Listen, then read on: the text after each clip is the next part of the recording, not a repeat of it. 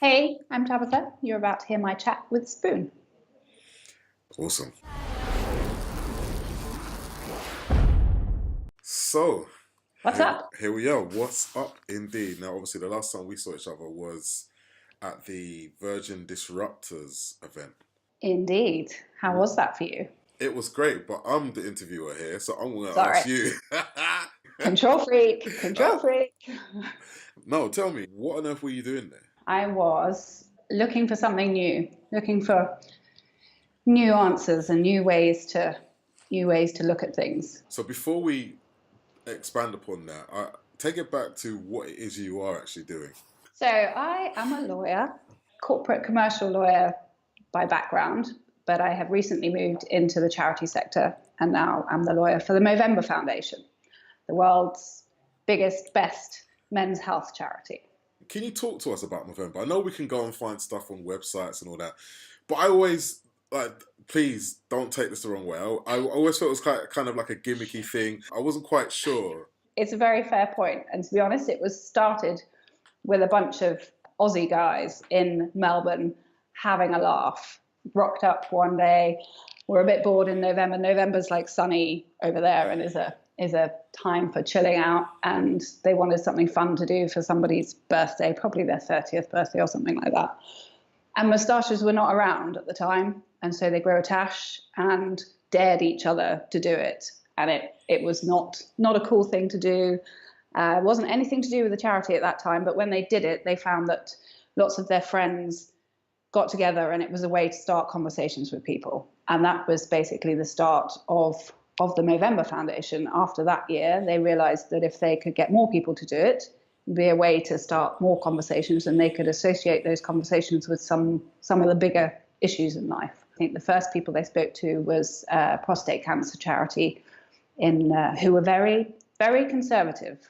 And that's the thing about men's health. Men don't like talking about their health, don't go and seek help. And as a result, they die 4 years younger than women do on a general worldwide basis. And that is not because of the women. It's a whole different.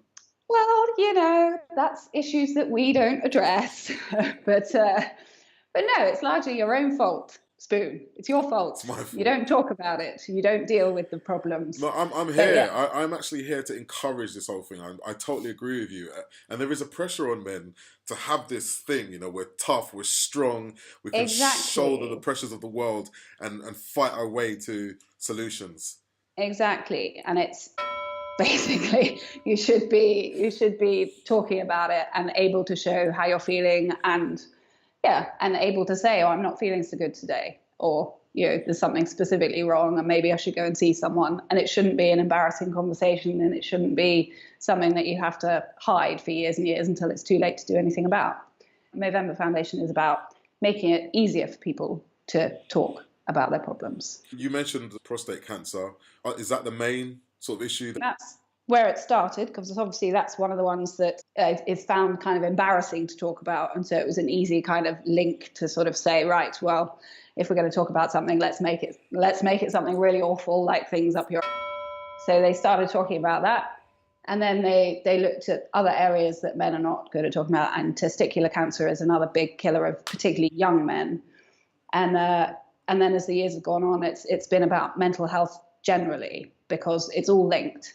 So we're now in the field of suicide prevention. That's something I would really like to talk about a bit more, Yep. because I know with the music industry in particular, there are lots of these examples of people becoming depressed, Yeah. burning out, getting stressed, anxious, committing suicide, taking their own lives, self-medicating, and do all kinds of things as they're faced with the pressures of the industry. Are there any tips you can offer or some advice? How does your organization approach dealing with these So issues? we approach it in the same way, talking about it, trying to encourage men to not feel like they're alone, and to not feel like that it's something they can't talk to their mates about, and can't, that it's a topic that you shouldn't be able to go to the pub and go, how are you doing?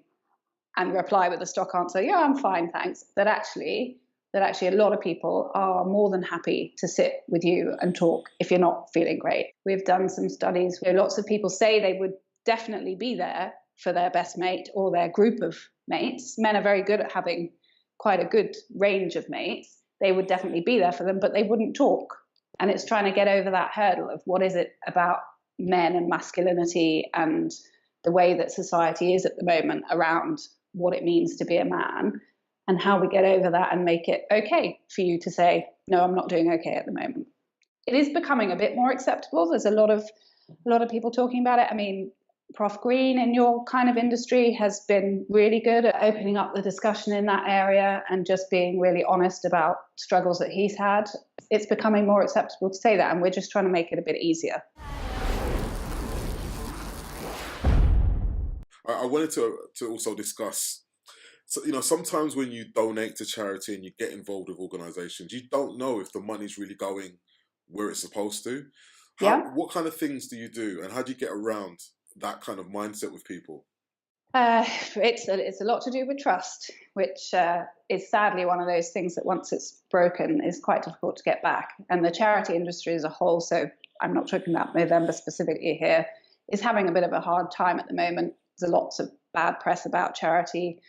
The press only seems to want to run articles that are about negative things that happen in charity. So things when it does go wrong, and it goes wrong in the same way that it does in other businesses. But the way that charities generally try and approach it is to make sure that they're giving as much information as possible and being as open and transparent about what they do use the money for and where it goes.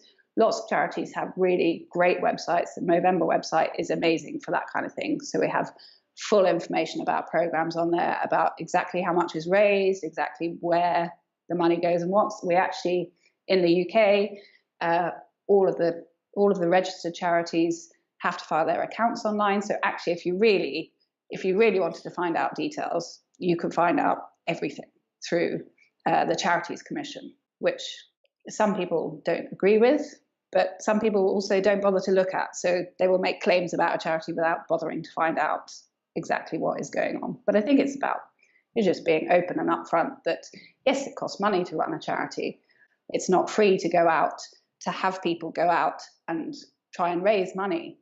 In order to do that, if you spend a bit, you raise more. And that's kind of the whole concept of charities that are not led entirely by volunteers. You have to spend money to raise money. And it's a concept that's perfectly well accepted in commerce, obviously, and seems to be something that our society doesn't want charities to do, which I very personally, not Movember's position, but I wholeheartedly disagree with. The whole point is to engage in really important, often very serious conversations, but to do it in a fun way. Otherwise, people don't want to know, and it just becomes another one of those things that's just not fun. So why bother? I'm looking forward to us having a little banter about the music side of things and getting involved. Yeah. Let's make it happen. Exactly. So let's flip back to what you were saying about Virgin and the Disruptors event. Now, for me, I enjoyed it because I got to meet a ton of amazing people running very interesting businesses from all parts of the world, all walks of life. And so I'm glad you touched upon this, like you're a lawyer, but you want to do other things or look at how you can use what you have in a different way. Because I think that's how you stay afloat long term. That's how you kind of make it all sustainable. We have to be adaptable and changeable. But do you feel a pressure to stay in the lawyer box in a certain way? I do. Yeah. And how do you get around that? I talk to people like you. It genuinely sounds cheesy and silly, but I do listen to quite a few videos online, and kind of I get the occasional sort of audiobook and things, and just kind of I have to talk myself into not staying safe. Like if you feel like you're in your comfort zone, you're probably not doing enough to push yourself. And I feel like I'm probably at a point in my life where I should be pushing myself more, and I should be doing more to make sure that things are changing. Things that I think need to be changed are being changed. I would like to just flick a switch and have it so that every single business had to give back to society. Everybody can do little things, and if everybody did do that, it would be a massive change. I think that's a great way to wrap up our chat, and I thank you again for your time. No, you're more than welcome. Okay. Awesome.